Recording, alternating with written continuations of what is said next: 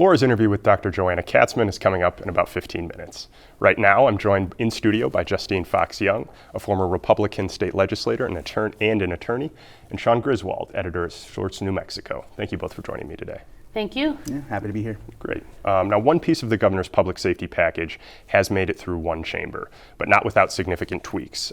We heard Representative Andrea Romero just a little while ago talk about some background on House Bill 129. Initially, that would have required a 14-day waiting period to buy a gun. That's been cut to 7 days. The amended bill passed the House last week, 37-33. Its next stop is the Senate Judiciary Committee. Now, Justine, why would a 7-day wait be a little bit more palatable for all lawmakers, regardless of political party? And is it foolish to think that Republicans would back any waiting period, any amount of time? Well, I don't know. I don't know all the internal politics of what may happen in that committee. I understand that just recently the chair of the committee did try to run an amendment to take it back to 14 days and only pulled one other vote. And so I think that's off the table. And they are looking at a shorter waiting period. The complexity of the way the federal regulation already works is really important, and without getting into the technical details, I think Republicans will be motivated to work some of that out so that this is workable for the FFLs, for the folks selling these and licensing. One thing that I think gets lost in a lot of this, and what some of the advocates are trying to push, is that there is a common problem that happens when somebody goes in for a background check. And imagine a Jose Martinez going in New Mexico. Very common name, maybe doesn't put a middle initial or full name. That can get stuck the same way a lot of provisional ballots get stuck, just because there's not a hold on that person necessarily, but it's unclear. Maybe there is a Jose Martinez for whom there's a hold. The problem is that if ATF doesn't come back, if the NCIC doesn't come back with anything and 3 days have passed, that person ends up in sort of, as I understand it, a holding pattern. They can't purchase. They've got a background check that's good for 30 days and it will expire. And so what I think some of the advocates are trying to get legislators to understand is that there are people who can lawfully purchase guns, who should be able to purchase, who are going to get caught up in this mess and not be able to purchase, which is a Second Amendment infringement if some details aren't fixed. I think the bill it seems like it has a good chance of passing and has strong support, but they've got to work those details out, or just regular citizens who should be able to buy guns are going to get caught up in it, and they've got to make those fixes. And it sounds like people are hard working at the table to get that done. Okay, now along with that bill, Senate Bill 5 is rushing through chambers also. It's sponsored by a number of Democrats, including Majority Leader Peter Wirth. That bill would ban guns inside and around polling places on voting days. Now, the legislation received a near party line vote with all but one Democrat in favor. Sean, last year on the show, you talked about how New Mexico is a gun state, regardless of political lines. Why are gun control bills faring better, with Democrats in particular, this session? I believe that you have more of a, first off, there's a public safety matter, an issue here. And Democrats feel as if this is their priority to address public safety issues in the state. Let's regulate guns. Let's figure out where the root problem is. And a lot of it is just guns and the accessibility towards guns. Do you think the root problem is in polling places? That's the issue on this part. This one seems to be one of those bills that is just targeted towards we're doing something to an issue that may not actually exist. However, if you're signaling that we have passed a law that is going to, enact some restrictions in public safety and public spaces, that is something that you can campaign on. That's something you're going to hear about if this does actually pass and become law, regardless of how effective or if it's actually causing any real problems, or preventing any true problems, because we haven't seen any attacks of gun violence at a polling place. I can't think of any in any instances in New Mexico or across the country.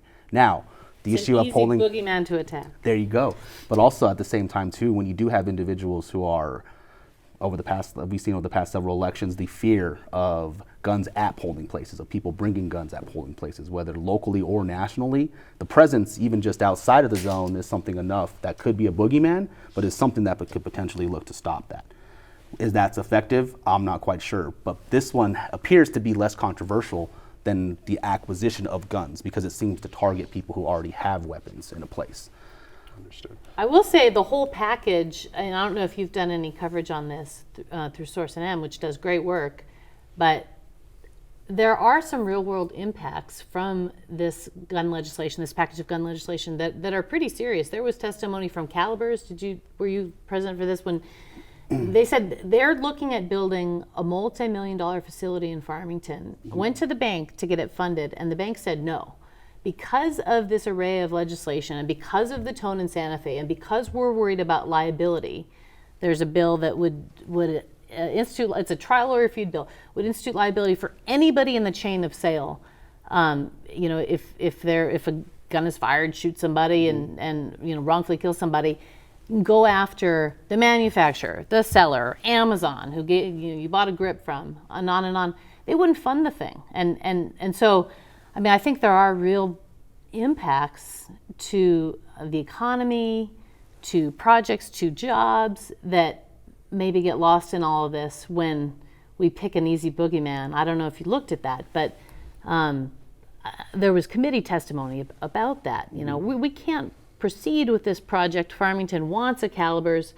We can't get funded because of this debate and this package of legislation that mainly the governor's office is pushing. And that's interesting to understand the signal from business owners, gun owners, dealers, to say that now we're going to be impacted by the economy. We've gone from Second Amendment rights violations, don't take my guns, I need to have this, to the point of now you're impacting my business, my livelihood. That to me signals a lot. Not only that, do they view this package of gun legislation as being something that's likely going to pass or move forward, but it's also signaling that they're now transitioning to a space a little bit more desperate than just the element of you're violating my second constitutional amendment.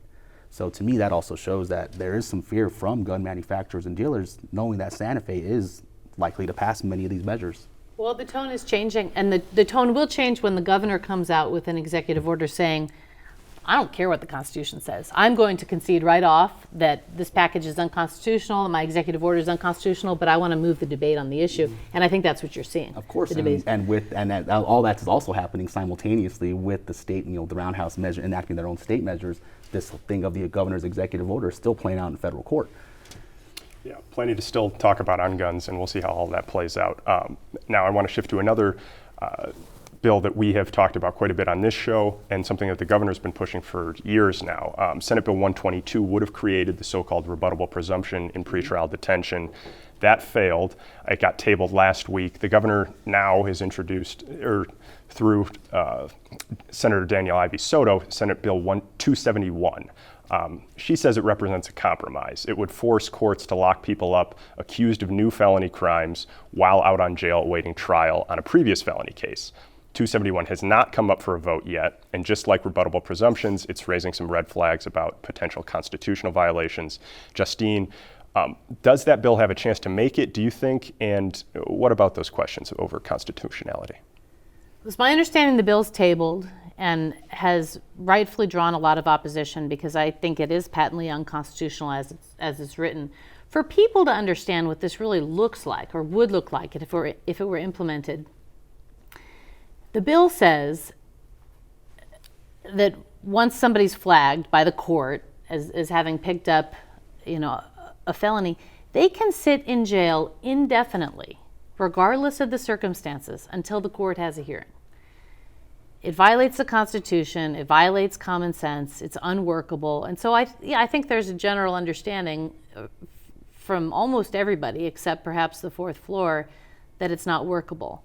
What about the current standard of someone who is out on bail or bond after being charged with a felony? They have conditions of release, they go and are charged with another felony. So does it not already? Well, under current law and the current rules, certainly that's addressed. And okay. We have a system in place in New Mexico to address pretrial detention for somebody under those circumstances. And we have a rule in place that provides for it. I mean, Senator Ivey Soto knows that. I don't know why this is being pushed other than, again, you've got a governor who wants to run out and say she's doing something about the crime problem. There's no chance this bill is going to pass the way it's drafted. And if it were to pass, it would draw such significant litigation and cost the state so much money to fight it because it's patently unconstitutional that, it's nonsense. That's the danger of having a governor who comes out right off and says, I'm pushing for this and I know it violates the Constitution. That's the position that she's taken on the gun legislation. That's the position that she's taken on her executive order. That's the position she's taken on pretrial detention. I've never seen it. I mean, Richardson, he pushed a lot of stuff. He pushed a lot of legislation in a 30-day session. I don't recall him ever doing that. She's a lawyer. This governor is a lawyer, and she knows better. So no, it's not going to pass. Okay, now to Justine's point about the governor wanting to do something, is that what you see here? I mean, it's been 3 years of her trying to push a pretrial detention change, and she's, in her mind, lessened it a little bit, moving away from the rebuttable presumption. But why doesn't this idea seem to die, even with the lack of support from Peter Wirth? It's a measure that apparently people from both sides of the parties, or whatever political party you are, people feel as if they want to keep safe from criminals, and that's something that I think has some popular support broadly from the public. But then you get to the constitutional issues that the public doesn't quite understand, and the nuances of this that ultimately does kill these bills. I'm not really quite sure exactly why it continues to be presented as well in its current form. I don't think it also is going to pass. One thing I will signal on that is because we are in a budget session, we have seen various agencies, CYFD, Department of Health, within some of their budget requests, they're also asking for a little bit more money that can help for potential lawsuit settlements that are happening. Now, to your point of if this bill were to pass, the state would anticipate obviously some lawsuits coming forward from it. I'm not seeing anything with any budget requests that would prepare the state for any pending litigation on this case, which tells me that also is not going to pass. Regardless of the timeliness and the constitutional questions of it all, you're not going to be able to figure out the constitutionality of this in 6 days. Even though that's a lifetime in Santa Fe, I still don't think that's going to happen with that part, and make it through both chambers as well. But none of that seems to have deterred the governor. No. I mean, you saw incredible skepticism from our Supreme Court justices as to her executive order on the gun ban. And yet, it has not slowed her down. And so I do think that there are pragmatic folks in the agency saying, we're not going to be able to pay these litigation costs if this were to pass, and they're right. Yeah. Another bill with some constitutional concerns that have been raised is Senate Bill 248 that would essentially ban panhandling, punching both the person asking for money and the person giving the money. What are the concerns on this bill, and do you think they're valid?